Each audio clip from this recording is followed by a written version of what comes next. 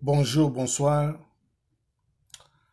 Naël Soussou ko sala analyse nangai juste ezali pona makambo ya politique eza makambo ya mboka ata soko boya yango eketushe yo ata soko kimi yango ekelanda yo parce que ezali charge na biso tozana ba famille na biso restreint ezalaka kuna na mboka wana oyo ba Rwandais bazali ko botola yango par la force à complicité na soi-disant ba politiciens ya biso ya mboka. Lelo teme ezali nini tozali kolobelela awa tenue militaire oyo Kabila azongeli kolata parce que tant azalaki président abandaki kolata ba costume na ye monsieur relax aza na chemise normale malgré ba Rwandais bandekune bazoboma biso na mboka kuna biso tozobenga ngo massacre ezali terrorisme mais Kabila azolata oyo ezali costume azobima na oyo eza costume mais tango azui pouvoir na ye asimbisi yango na maboko ya Chilombo na ba contrat Kabila azongi abandi kolata tenue militaire par là Kabila azoloba nini.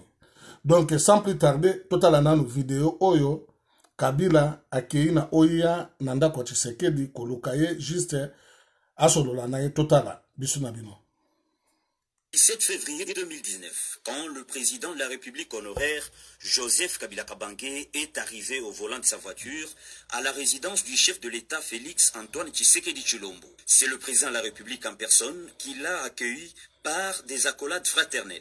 Les deux personnalités ont passé près de 4 heures d'échange en toute convivialité. Cette rencontre entre le président de la République et son prédécesseur vient concrétiser la promesse que les deux personnalités avaient faite le 25 janvier 2019 lors de la cérémonie des remises-reprises, celle de se consulter régulièrement. Félix Antoine Tshisekedi Tshilombo et Joseph Kabila Kabange ont d'abord échangé en tête-à-tête avant d'élargir la rencontre avec le collaborateur du chef de l'État dont le conseiller spécial en matière de sécurité, François Béa. Aucune déclaration n'a été faite à l'issue de cette visite, mais les deux personnalités ont promis de se rencontrer chaque fois que le besoin s'exprimera. Très détendu dans son nouveau statut, le président de la République honoraire, Joseph Kabila Kabange, a repris les volants de sa voiture pour les chemins de retour. Il était 12 heures, dimanche 17 février 2019, quand le président de la République honoraire, Joseph Kabila Kabange, est arrivé au volant de sa voiture à la résidence du chef de l'État Félix Antoine Tshisekedi Tshilombo. C'est le président de la République en personne qui l'a accueilli par des accolades fraternelles. Les deux personnalités ont passé près de 4 heures d'échange en toute convivialité. Cette rencontre entre le président de la République et son prédécesseur vient concrétiser la promesse. Bandeko deuxième vidéo où tozolanda rapidement ezali Kabila toujours en tenue militaire accueilli kota la famille ya Kizenga na liwa ya papa Kizenga tanga kufaki tolanda biso histoire. Kabila, président honoraire, autorité morale du Front commun pour le Congo, de rendre visite à la famille de feu Antoine Kizenga.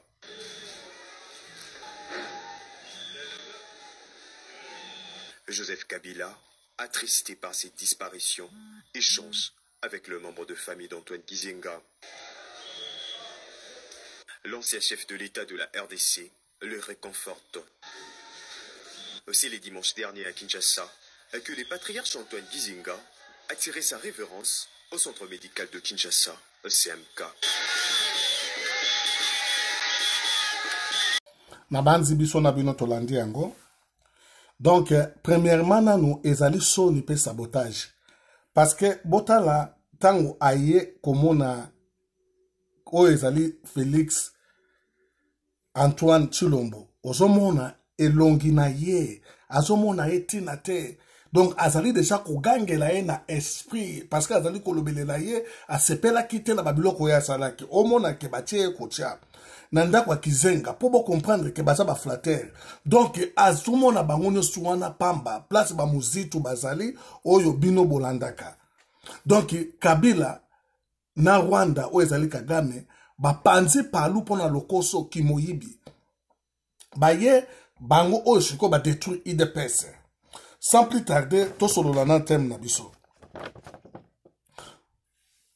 Pourquoi Kabila alongwaki na pouvoir oyo apesaki Tshisekedi par contrat, Kabila asongeli tenue militaire na ye. Donc elingi koloba nini? Elingi koloba ke soki bomoni leader na tenue militaire mingi ezalaka na mboka ezali na état de guerre. Tomona yango exemple na Fidel Castro, a Yasser Arafat ya Palestine, pe bongo na bongo. Mais mboka eza na guerre te. Kutu fala lata yango avant tango baso boma ba Congolais tenue militaire wana. Il fallait azala nango na nzoto avant ba Ougandais ba Rwandais po ya lo bakaza Congolais bazali ko boma ba Congolais à défendre état de guerre. Bato bakote lo bazo sala massacre na mboka na yo alata te. Mais aye ko lata yango tango asimbisi pouvoir na ye epa ya Tshisekedi.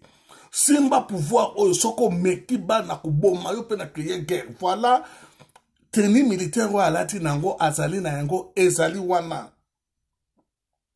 Par là Kabila azali koloba nini na Félix. Ezali message na tenue militaire wana peuple.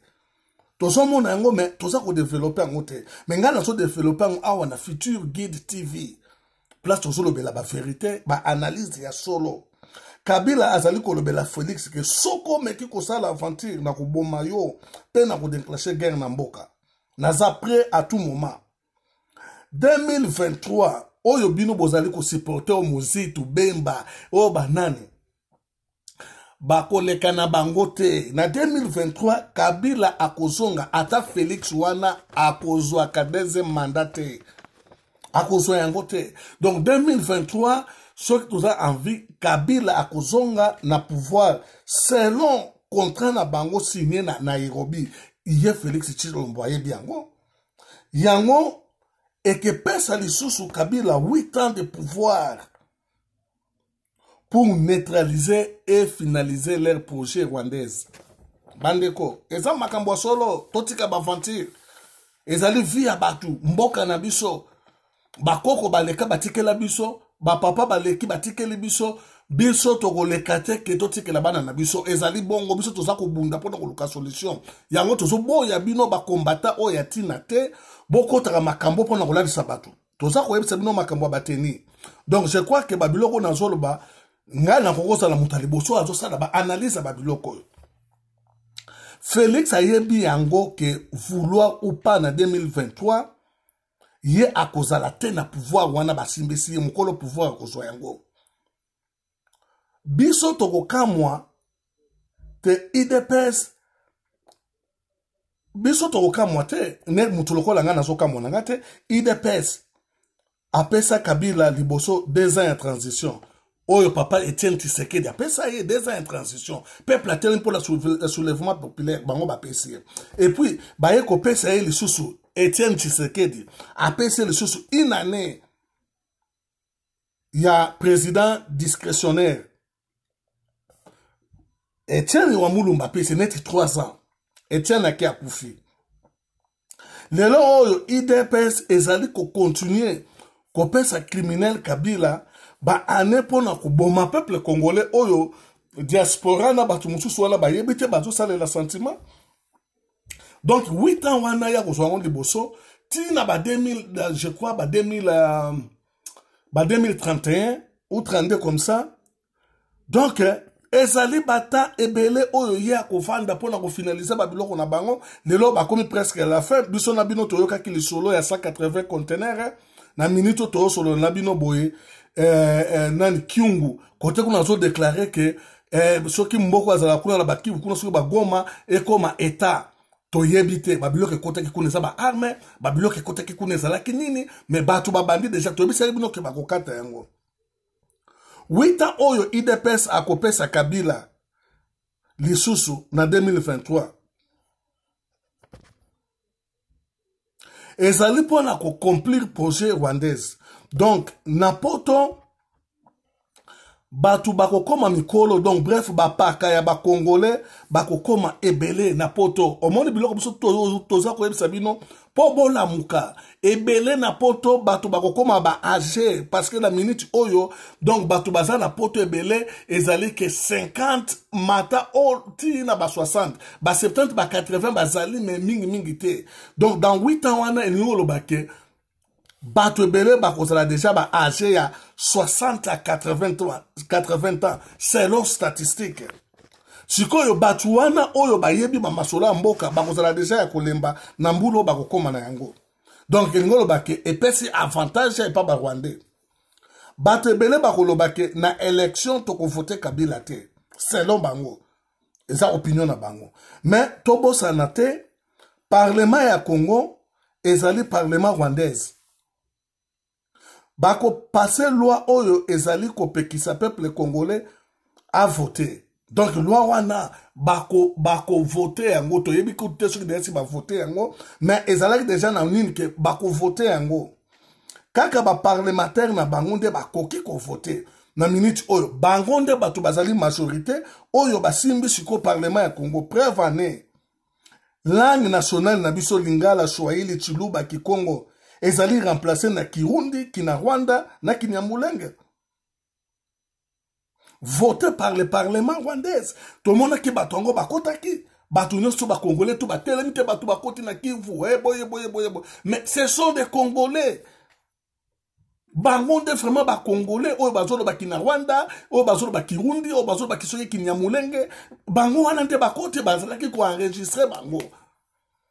Kabila apesa batute ote mboka wana Congo ke ba carte pour citoyen pour la ko identifier batu ezalaka te mais batu bazali na ba carte électeur o bazo sula ba mboka na ba Western Union o bazo tambola ngome ezali mboka nini mboka tout ezalaka na identification na yango Congolais na yango te tilelo oyo tozali na chance mingi ya ko changer système oyo soki totiki ki fanatisme totiki sentiment totiki ki tribalisme kati na biso to supporter mouvement militaire na front pour kosala opposition na balkanisation bande konangai lelo oyo komi tozomona ngo awa oyo batu ya Fayulu oyo batu ya Bemba oyo soki batu ya Muzitu oyo soki batu ya soki Katumbi d'ailleurs ça na Congolais te oyo soki batu nini voilà distraction.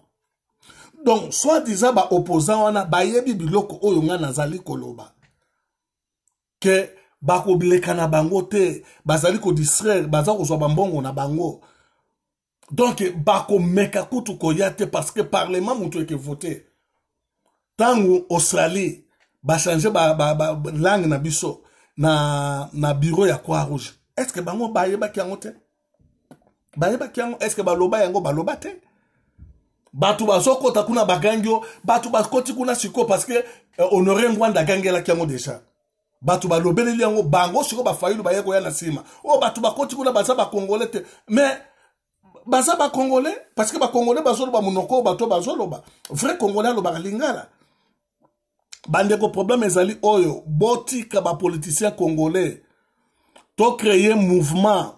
Ce que mouvement ezali o ya kotumba azali vraiment na position moko valable to supporter ya kotumba bandeko oyo bazali ba militaire to banse militaire ba oyo bazali na Afrique to luka bambo to sangisa to tindela bango ba kene ko rejoindre mouvement wana ba koma ebele voilà bandeko na biso pe bazana ba position mike na mboka wana bobi misaka ba arme moko bo pesa ka bandeko na bino voilà parce que Kabila loba yango ke akobima na mboka wana to na pouvoir wana na bal na mutu elingo loba ke ya kokufa na Congo preuve na zola ta combat tenue militaire asana tenue militaire mutu akochango te mbasate asana tenue militaire donc ba marche na bino boko iko telema na bino bosali nyusu bosala na Congo wana ye azana kingakati azota na bino na musika. Donc, pour n'a que ça de l'autre côté. Mais, ce qui va cartouche bandi kokwea, ba bombe, ba roquette bandi kokwea, et nous kolobake, à kota la yango, à sentir que, oye, sengaki, yango est commis déjà, si koyo, il faut azwabal na mutu, toto kange singana kingo, nebiso tozu pouvoir, bandeko. Ezali, likambuto sala na oba fantirte, ezali likambo ya solo. Biso na libanda tokobunda na voie moko pacifique, mais tout ça la mingi justice internationale malgré que ezali corrompu, malgré ezali un avantage na bango, mais biso etali biso te l'essentiel que toko tsaka ba dossier tozala kana ba acquise à réception na maboko na biso et permettre ka biso to sala ka ba marche na terrain kuna batu bazali kobunda. Voilà place to kozwa solution ya mboka na biso. Soki te ezali pasi pe mawa mboka ekei biso to kozonga bapaya. Boye ba yango ke lelo te soki lobi wana bakobengana ka batu ebele na poto awa batu bakozonga misala ekezala te barobe ke remplacer biso. Donc ekezala problème makasi na mboka tokokoma na bapaka donc ba mikolo donc ba âgé ba vieillard bakozala belé na poto. Alors ekekoma charge makasi na Kinshasa tokozala susu makasi te akokota makambo yango parce que tozali déjà na ba problème awa. Donc ta oyo tobimisa dernière énergie tobengana batu wana na kombo ya Seigneur Jésus Christ. Message na rapona lelo ezali oyo. Merci. Bye.